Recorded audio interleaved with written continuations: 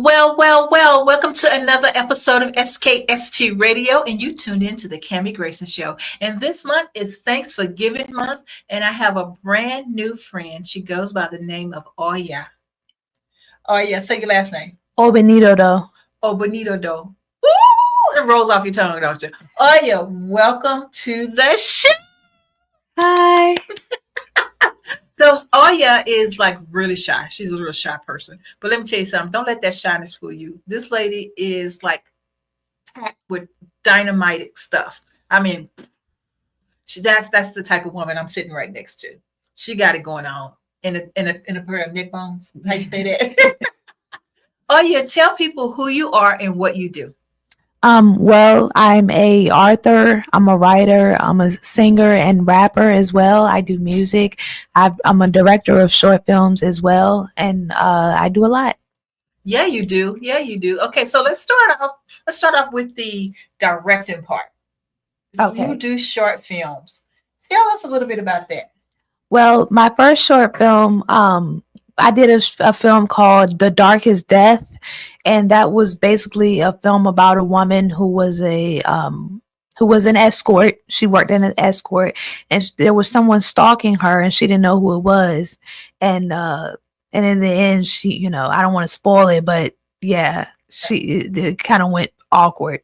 And then I recently did a short film this year called Tent of Terror, and that's about a woman who is having auditory hallucinations, and she doesn't really know what's going on. She can't separate her dreams from her reality. Oh wow! So she's this creative lady here. She got all kinds of stuff going on. Okay, and let's take it back. She is a single mom with 2 children. And she is a business professional, as you can see.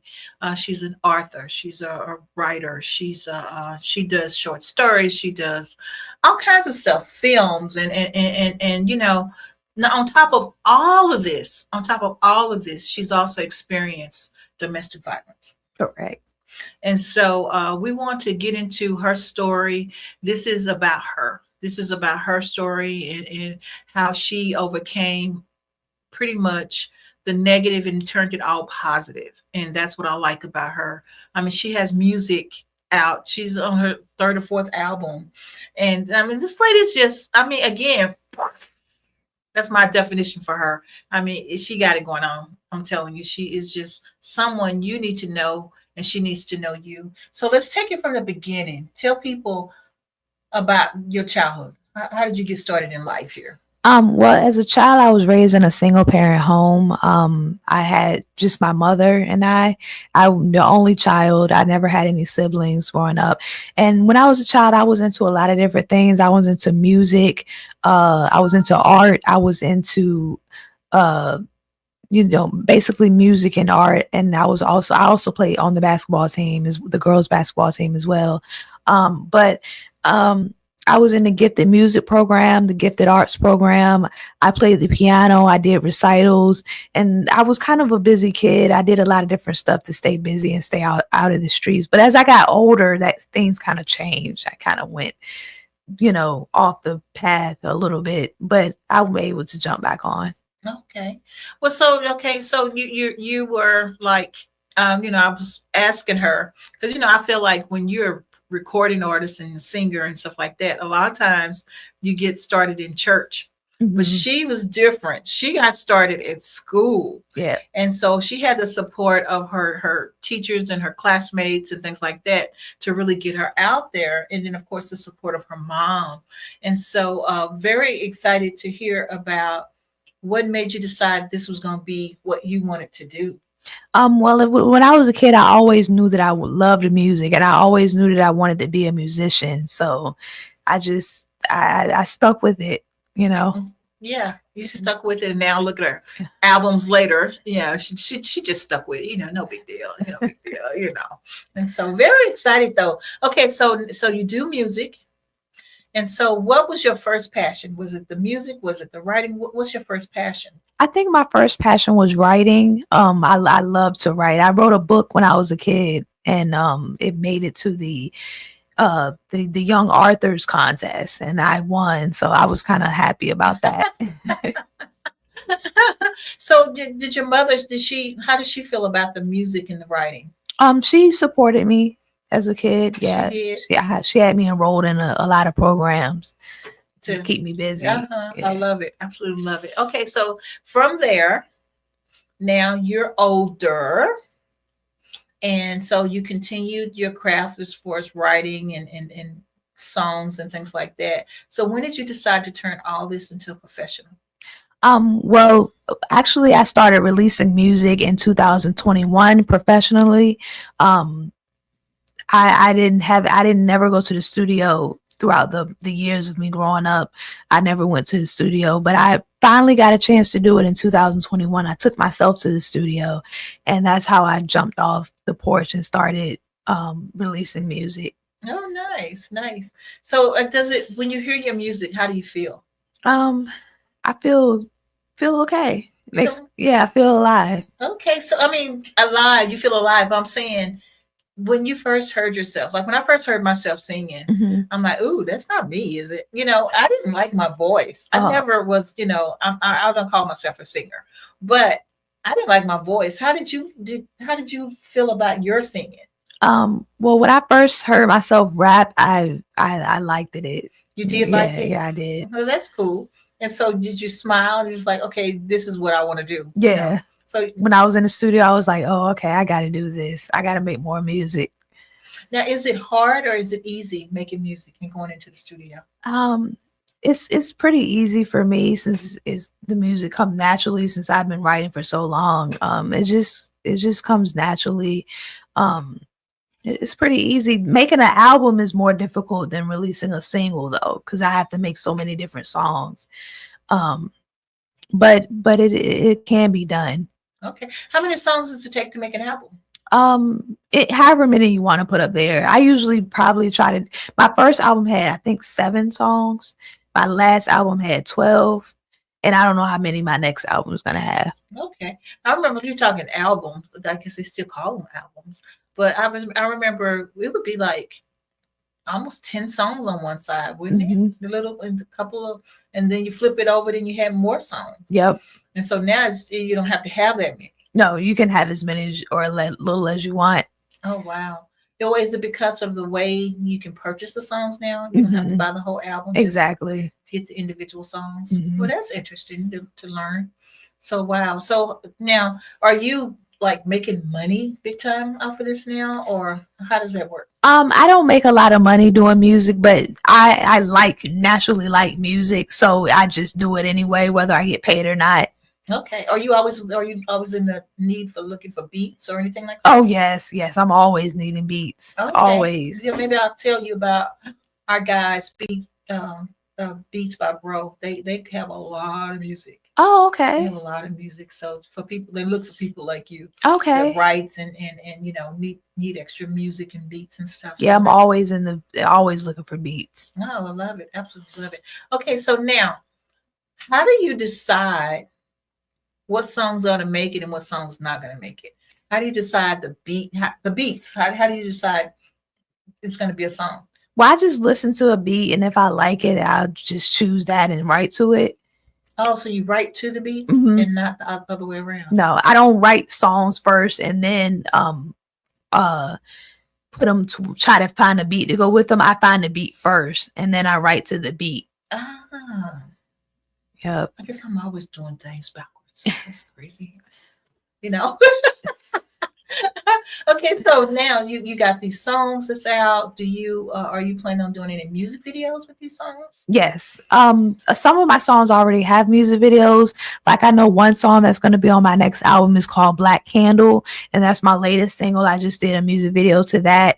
And then I have another single out called One Shot. I did a music video to that. And then I have another single out called I have a what is it called? It's called Caviar Breeze, and I did a music video for Caviar Breeze as well. Okay, so Black Candle. Now I'm interested in it. So tell me a little bit about Black Candle. Well, Black Candle came. I was sitting in my room burning a black candle, and I was just like, let me write to this. I can't, because I draw inspiration off whatever I'm doing. Like I was just sitting there burning a candle. I was like, well, I might as well write a song about burning a candle. Mm-hmm. And so I wrote the song, and the black candle represents protection in the spiritual realm.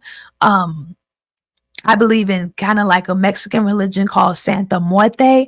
And that's where I learned about the black candles and the different types of candles out there. Mm-hmm. I read a lot of books about Santa Muerte. Okay. So, And that's where I got my name Oya from as well. Yeah. Okay. And then, that makes sense now. Mhm. I was like, okay, how did she get that name? Okay.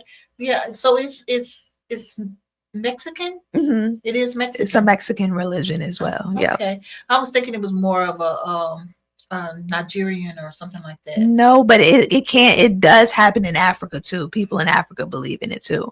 Okay. Nice. So now you learned this craft from reading, Mhm. and then you decided to pick up on it. Mhm. Tell us a little bit about that. Well, I started reading the books and I started practicing it myself with burning the candles and saying the prayers and the rituals and stuff like that. And that's how I got into it. I just read a book about Santa Muerte not too long ago. I read a lot of books about it, a lot of books, and I watch a lot of videos about it. But I've never been to Mexico. That's the thing, because I've heard Mexico is a little dangerous where it originated. But I do want to go one day if I can let go of my fear and just go over there. But fear, look, this girl talking about she got fear. This girl travels a lot. And so what's the fear in Mexico? What is the big fear? The Mexican religion where I believe in, Santa Muerte, it originated in a town called Tepito, and that's supposed to be one of the dangerous parts in Mexico City. Oh, yeah. Okay, yeah. Well, I have never been that far in Mexico, but yeah, I've been. It's scary just driving over the border. Okay. Yeah, it originated in Tepito. Oh wow. Oh man. Okay, so do you know anyone here that in real life that does the same rituals and things like that? Actually, I don't know anyone in Virginia that does it, but I did meet people in LA that does it. Wow. Okay. When I was in LA. So no, I'm mentioning earlier that she's a traveler. And so tell people about your travels. I've traveled to a lot of places. I've traveled to 17 different states. I've never left the country. I've been in the United States my whole life, but I have traveled to about 17 different United States. I've been to LA, I've been to Chicago, Miami, New York City, Atlanta, South Carolina, North Carolina, of course, and Virginia, Florida, different places in Florida. I've traveled to Indiana. I've been to Michigan, and that's pretty much it. I've never been to Vegas. Well, Vegas is fun. Yeah. Whatever stays in Vegas, everything do in Vegas stays in Vegas. So you gotta remember that.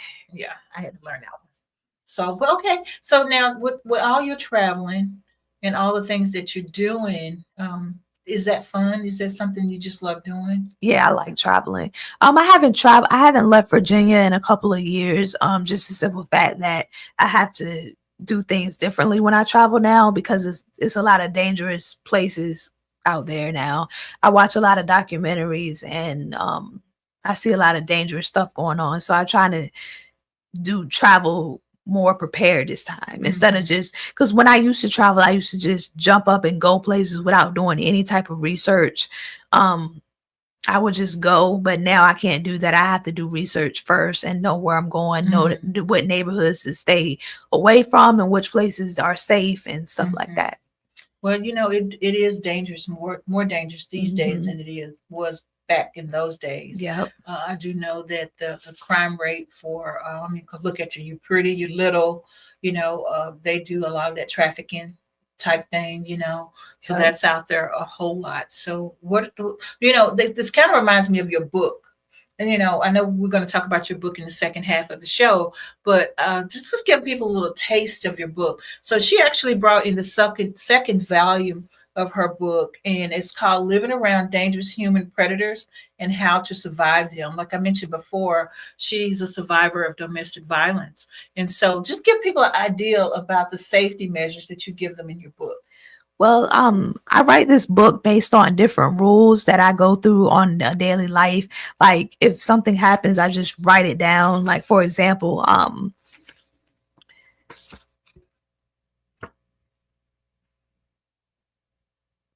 like, for example, one rule said when at a stoplight, always check for pedestrians on the left and right and let them go first. So like if you're driving, you want to make sure you stop for pedestrians, just little things like that.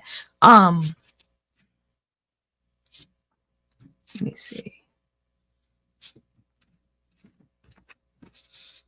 Do not take medicine after drinking more than 2 drinks of alcohol. It can be life threatening. One time I ended up in the ER because I was drinking and taking medicine at the same time. And I knew that I should have known that that was dangerous, but I did it.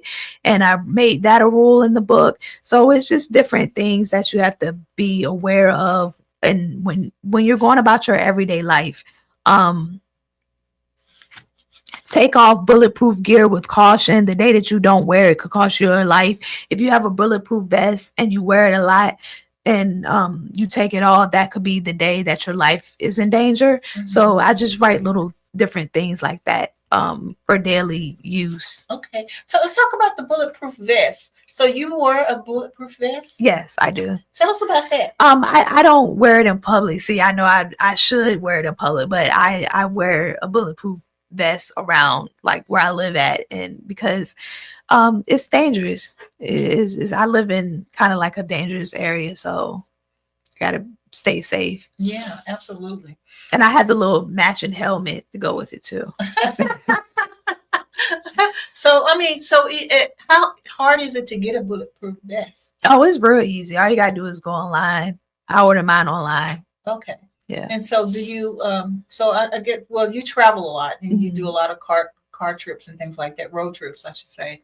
So tell people about your road trips and how to be cautious on those road trips. Well, it's like one time I locked my keys in the car, and you have to be careful not to lock your keys in the car. I was in the middle of nowhere. Like I was literally in the middle of nowhere, and I had to wait for hours for someone to drive past me so I could unlock my keys out the car. And that's the type of stuff that's in this book. Like you don't want to leave your keys in the car. And there are kits online that you can buy to help you unlock your own car. Mm-hmm. And those are things, some of the safety measures someone should take before they go on a road trip. Wow. And so what if, have you been on the road trip and you had a flat tire and no spare? Have any of that ever happened to you? I have needed a jump when I was on the way back from Chicago. I needed a jump and I had to pull over at a gas station. Well, I pulled over at a gas station. My car wouldn't start and I needed a jump. And I learned to buy jumper cables from that day forward because I didn't even have any jumper cables. So that's the type of stuff that's in this book. Mm-hmm.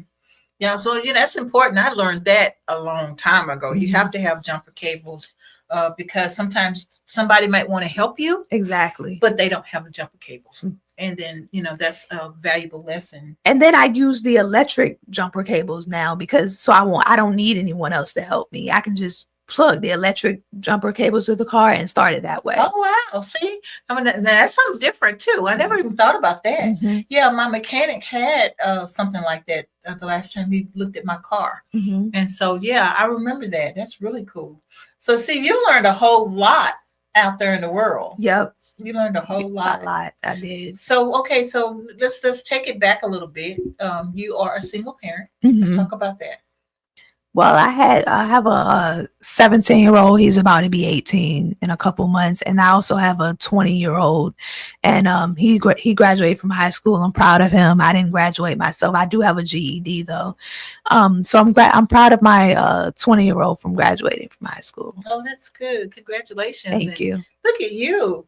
Look at you. Does she look like she got any kids? That old? Not at all. Not at all. Man, I mean. You know what? It takes a village, right? Mm-hmm. And so you have been there, you've done things, and again, you've been through domestic violence and things like that. And so you've learned how to package yourself. I should say that, package yourself to look out for yourself. And so let's talk about how, like you adopted this new religion. How does your family feel about that new religion? Well, no one likes my new religion. They are Christians, so they really don't like it. They think it's devil worship, but it's not really devil worship. It's more so like a protection type of thing. You know, it's not devil worship. It's more spirituality in the Mexican culture. You know, I know I'm not a Mexican, but I did adapt a lot of Mexican behaviors, Mexican culture, especially when I was in LA. And so that's how I learned that religion. But anybody can practice it. It doesn't, you don't have to be a Mexican, anyone. You can be black, white, Puerto Rican, anything. Wow. Now, so this religion, do they do like the tarot cards? Yes, they do use tarot cards for some of the practices as well. And you know how to do that? Well, actually, I just have a deck of cards, and then whenever I do the spread and I pull a card, I just pull out the little booklet that goes with it, and that's how I knew what the card means. Okay. Now, is that negative and scary? Do you ever pull up something like negative for somebody? Yeah, sometimes. Sometimes. Do you let them know? Yeah. You do? Yeah. I don't like that. No, I just want positive stuff, you know? Yeah. And who does, right? You always want to hear positive stuff, but in real life, everything's not apples and cherries. Exactly. You know? And so stuff happens to the best of us, you know, at the end of the day. And so, well, I mean, was it scary learning that? It was in the beginning, yeah. So how did you feel? It was kind of like, I know I shouldn't be doing this because my family's not like this, but I'm going to do this anyway. Tell us a little bit about that. Well, I said I wasn't going to practice it because of them, but I ended up doing it anyway. Because it's you, right? It's not them. This is your life. And so let's go take it back a little bit before we go to commercial break. I want to learn more about your movies and things like that. So tell us about that. Well, like I said, I have one movie called The Darkest Death, and that's about a escort that met a crazy guy. One of her clients turned on her, and then I wrote another script called Tent of Terror, and that's about a woman that's having auditory hallucinations, and then unless she can't separate what's going on in reality from her dreams. And I direct my own films. I do have a crew of cast members that I use for my movies. I use like casting websites to hire them. I use the Virginia casting website a lot for that. But I direct my own films. I write them myself. I write the scripts myself. I do the sound, the audio. You know, I do pretty much. I'm a one-woman show. Doesn't that get tiring? Yep, sometimes it does. Yeah. Sometimes I wish I had a whole crew of members, but I be trying to save money because my films are more on the low budget side. And so if I do everything myself, I can save a lot of money that way. Yeah. And so I know we were talking earlier about, you know, the different people that I know from here, and I'm not from here, I've been here 6 years, that are doing stage plays and movies and things like that. And I bet, you know, the collaboration would probably be good. You know, if I can point you in the right direction, you know, just a hello, and, you know, maybe volunteer. You know, people want to get their name out there. Right. And a lot of times they volunteer just to be able to say, hey, I was on this film set and I learned how to do this and I learned how to do that. And a lot of times it helps other people to help some people. So that's a thing to think about too. So I would love to put you in connections with the people that I know from here that are doing the same things that you do. That would be great. Yeah, absolutely. So before we go into break, tell people how to get in touch with you. You can find me on Instagram at Oya Obinidodo. I'm also on YouTube at Oya Obinidodo. And I also have a hotline number that I can be contacted with, which is 888-491-1626. Nice. So when we come back, we're going to learn more about her books and how you can get the books and how you can get in touch with her, you know, to be in one of her productions and things like that. So hang tight. We'll be back after these messages.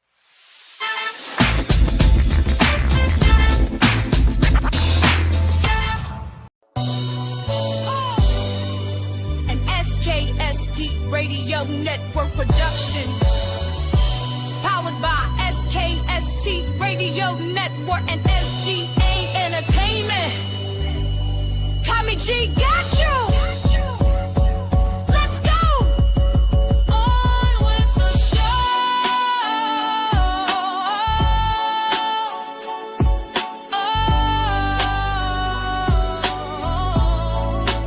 On with the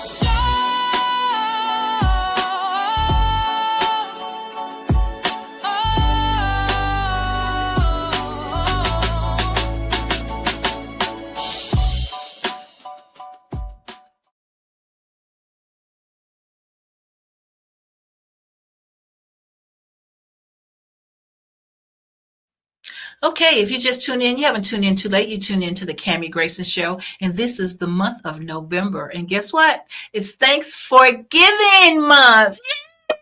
Yay! And then we have here my very special friend. Tell people your name. Oya Obinidodo. Oya Obinidodo. Did I say it? Yes. Oya Obinidodo. I like it. It just kind of flows.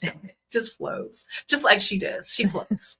She got so much going on. I'm so excited for her. Okay, so we talked about her adventure, her positive adventures, I would say, right? Mm-hmm. So now, if you don't mind, I would love to talk about the domestic violence part. We just came out of the domestic violence month, and to actually have a real recipient here, a person who can tell us the things that she sort of did wrong and made it right. So let's hear your story about that. Well, I was a victim of domestic violence. It happened to me in 2014. I was at a strip party and I met someone there. And I invited him back to my house and he started trafficking me and beating me. And then it happened again around 2015. I met a guy online on Instagram. And I invited him to my house and he started beating me. And then it happened again in 2020 when I was in LA at a homeless shelter on Skid Row. I had met someone and he started beating me. And then I realized that it was a pattern that I was attracting these men. And it was because that I didn't pay attention to the red flags. One of the biggest red flags is watch where you meet people. If you're meeting somebody online, you don't just invite them back to your house. You get to know them first, meet them in a public space. Mm-hmm. And if you're meeting someone at a strip party, which is definitely not a good place to meet someone, I would say never invite people back to your house that you meet at a strip party. Always meet them in a public place. And also, if you're going to a homeless shelter, that you shouldn't be talking to anyone there at all. You should be trying to focus on yourself and getting your life in order. Yeah. So, okay, so it sounds like those are three things that you did and had to learn about. Mm-hmm. And so I'm going to ask this question. Do you think that meeting people and sharing with people what has happened, do you think that triggers them to give them the red light to be able to, well, she's been through domestic violence before, so I can treat her any kind of way? Yeah, sometimes people do think that, but that's not true. They can't treat people. You can't treat people any kind of way based on what they've been through in the past. Yeah, well, people have a way of throwing up your past. Exactly. Yeah, to you instead of trying to help you. They're just kind of using it as a crutch to use you. Mm-hmm. So what are your red flags now that you had then that now you see transparently right now? Well, like I was saying, never invite somebody back to your house that you just met, especially if you're meeting them in a bad environment, like a strip party, a strip club, a homeless shelter, or online. Those are all three places that are at high risk to meet predators. So I would say watch out for red flags. If it's too good to be true, it probably is. If they're showering you with compliments on the first date, saying they're going to marry you and saying they're going to buy you a whole bunch of gifts and they're showering you with gifts and things like that, those are red flags to watch out for because that can be a predator, Yeah.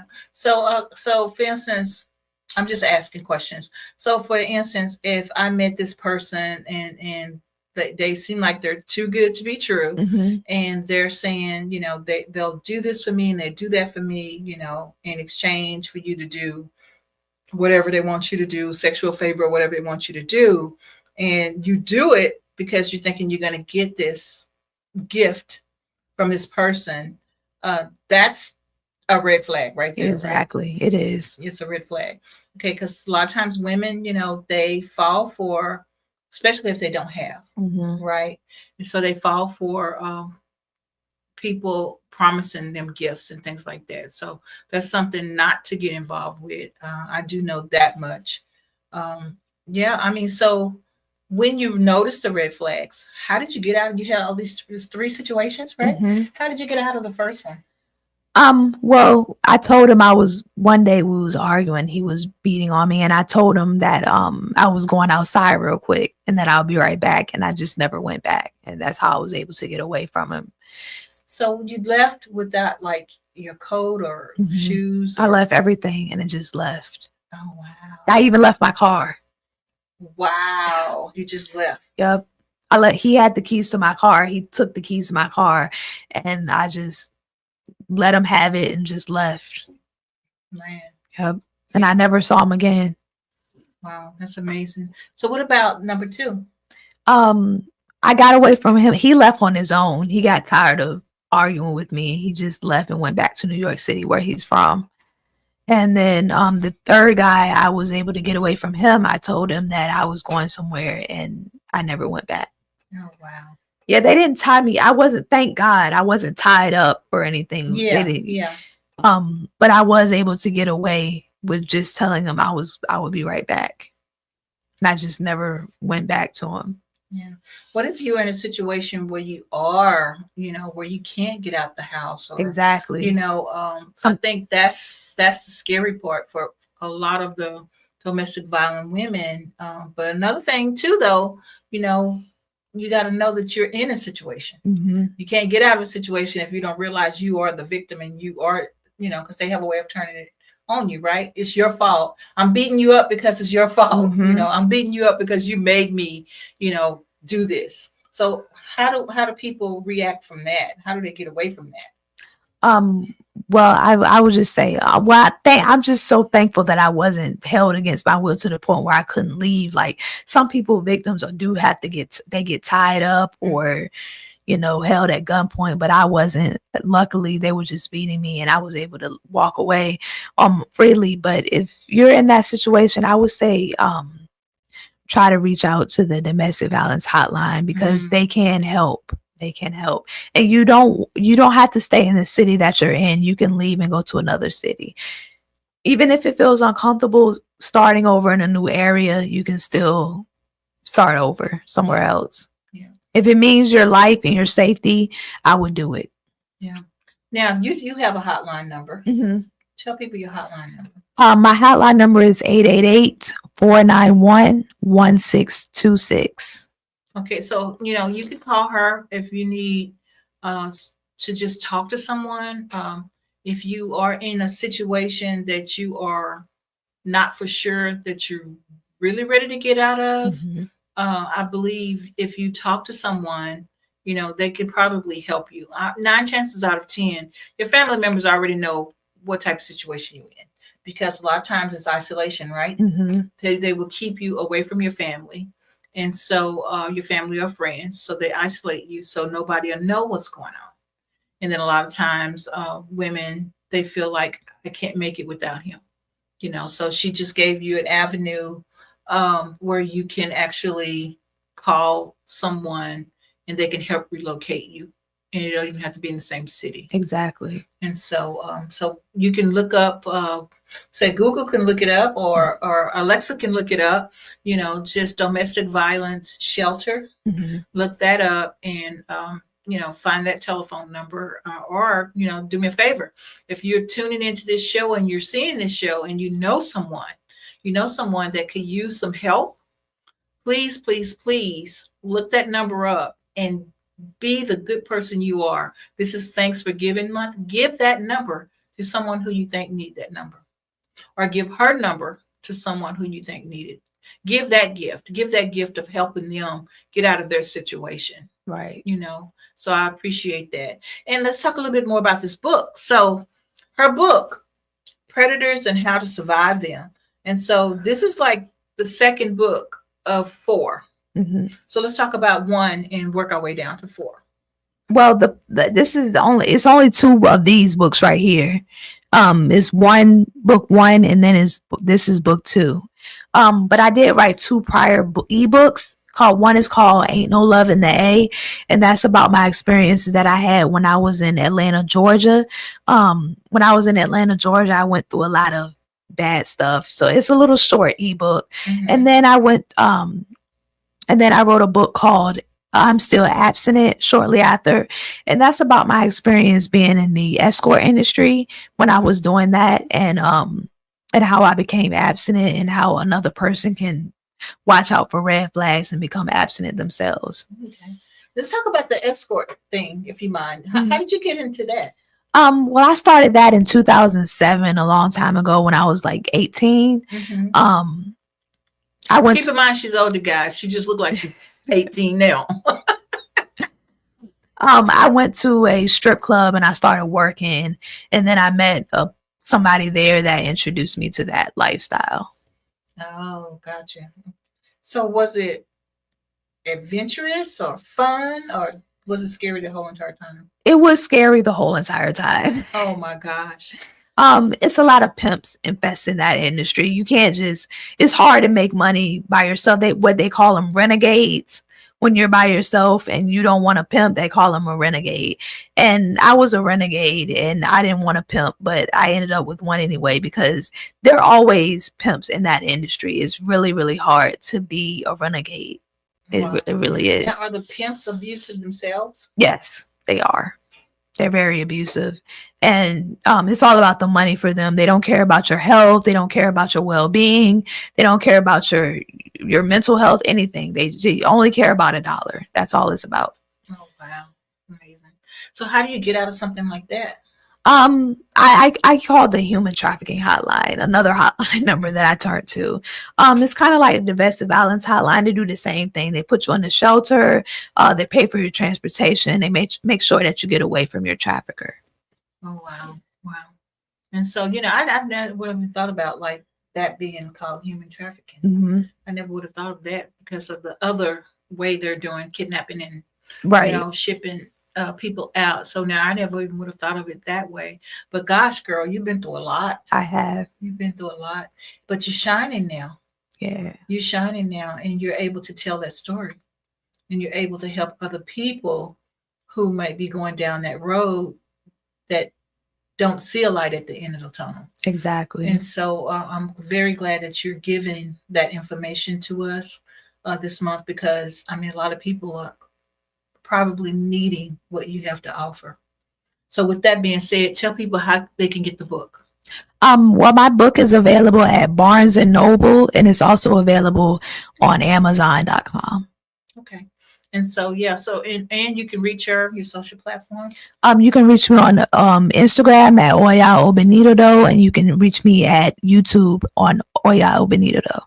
Love it, absolutely love it, guys. If y'all have any words of wisdom, words of thanks for Oya, please feel free to leave it on our Instagram or our YouTube pages, and she'll get the message.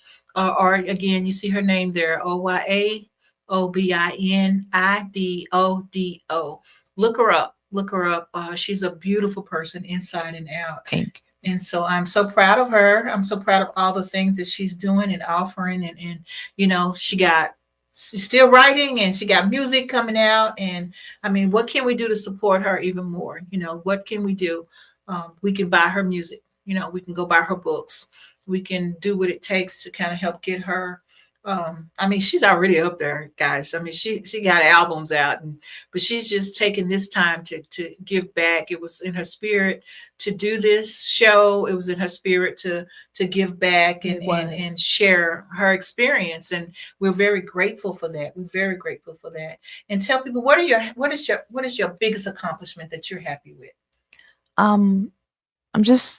don't have a huge accomplishment, but I'm just thankful just to be here. Just thankful. Yeah, you don't think you're like your music? I mean, the books, all that's huge accomplishment. Yeah. And so, what is your favorite? What do you like doing the most out of all the things that you do? I would have to say music. The music. Yeah. So why? I just love music. Every bit of it. She got music in her blood. Yep. I love it. Absolutely love it. So is there anything else that I may be missing that that we need to share with the world? Because let's do some words of wisdom. You have time for that? Mhm. Okay, so if I was a youngster and I wanted to learn how to get into the music field, since that's your favorite, how would I go about doing that? I would say start writing first, right? If you're writing your own music, start writing the songs. Start looking for beats, and then go to a studio that can help. Mhm. Go to a studio that can record you. Okay. Yep. And so The then, first step is finding a beat, finding a instrumental that you like, and the next step would be writing the song to the instrumental, and then taking that instrumental and that beat to the studio. okay. Now, so if I'm taking my instrumental and I'm taking my writing to a studio, what would stop them from using my music? Nothing. Nothing. Nope. They will use it. They will use it. Hmm. Wow. Okay. So, with that being said, you want to make sure that you get whatever you write and all your beats copywritten first, Exactly. That's before true. you share it in the studios, because you don't want people stealing your stuff. Hmm. That's just the number one no. If it's someone you know and y'all working together and he's like helping you with studio time, give him that credit for whatever he's doing at the studio, mixing and Mhm. mastering, right? Yep. But there's a whole lot of different avenues now, especially with AI, that you don't have to just give away your stuff. So that's one thing that I can give, suggestion that I could give on top of this. Now, so what about being an author? Tell us about that. Well, if you want to write your own book, just start writing. And you can use platforms like Barnes and Noble and Amazon that will allow you to self-publish your own book instead of going through a publisher. Okay, now I like that. I like that a lot, because the publisher, they take your stuff, right? And so it's kind of hard these days. It is. And so you finding yourself self-publishing, you get your own credit, right? Right. You don't have to advertise that company in order to. And she's like 100% right, because I went through a publisher, and that publisher, I barely see any of my royalties, first of all. And so that publisher sells my books. I found that my book was in Walmart one time. Oh. I didn't even know my book was in Walmart. You know what I'm saying? Uh-huh. It's translated in Chinese now. My etiquette book. I didn't know it was translated. So this is stuff that the publisher's doing, and you get absolutely no credit for it. Right. They're using my book for like a lesson plan. So her way, what she's telling you, is 100% on point. And any other pointers that we need for writing?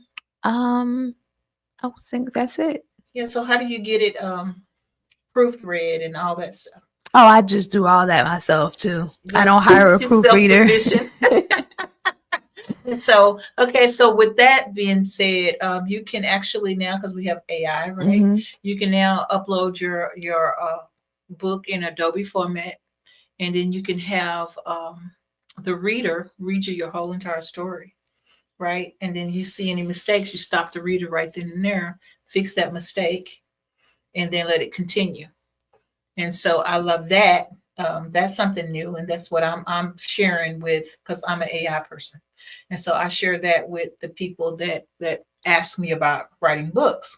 And so, but the self-publishing thing, I can't tell you a whole lot about it like she's done, because I went through a publisher, Mhm. to help me with my book.